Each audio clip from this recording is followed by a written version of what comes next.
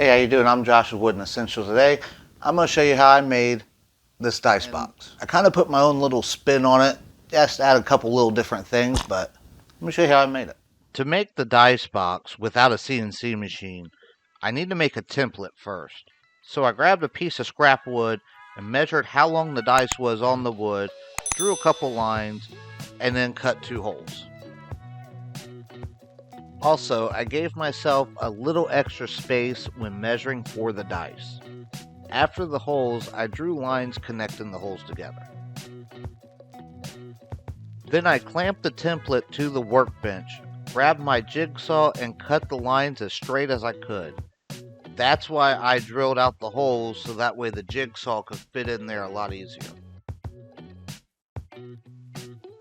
Cutting a perfectly straight line with a jigsaw is almost impossible for me. So the next template I make for these, I have an idea that might work a lot better. Now that the template is done, I had some maple that would work for this. All I had to do was rip it down to size. I had to buy a pattern bit for my router, so the bearing can go along the template. With the bit in the router, I'm guessing it would be called a top bearing, but I'm not 100% sure. To attach the template to the piece of maple, I used masking tape and then put CA glue on one side and sprayed activator on the other and then pieced them together. To make sure I had everything lined up correctly, I drew lines on the template and then on the maple and made sure I matched the lines. You only get what they say 30 seconds until this stuff dries, but I found it to be a lot sooner than that. Then with the router, I made shallow passes until I got my desired depth. Then I repeated the process for the lid.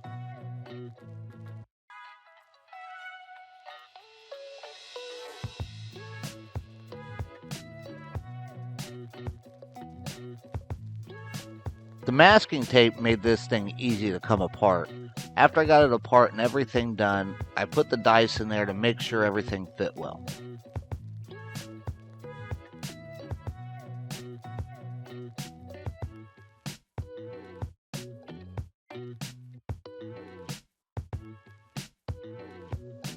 Then I used a round over bit on the top and bottom just to break up the blockiness.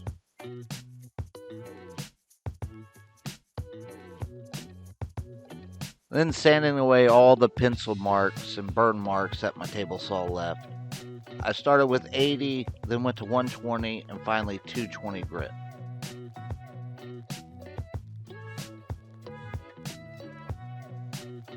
For the finish, I did 3 coats of shellac. I figured this stuff would really make the maple pop.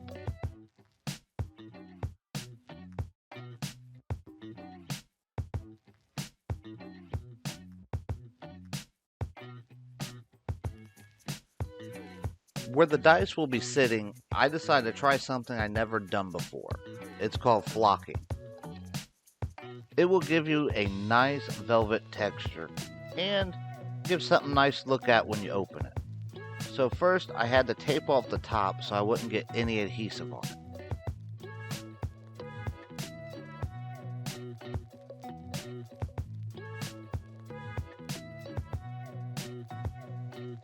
Spreading the adhesive around on both pieces.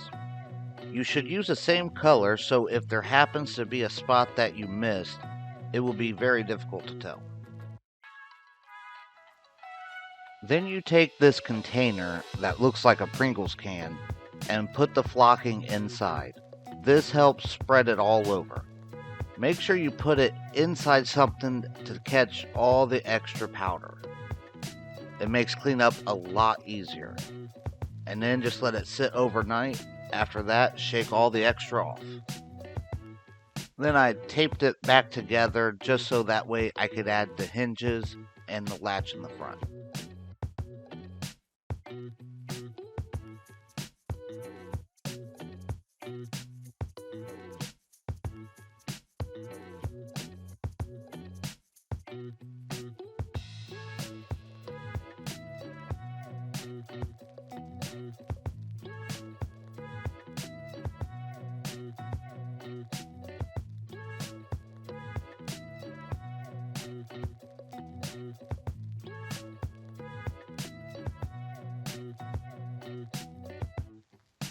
Thanks for watching.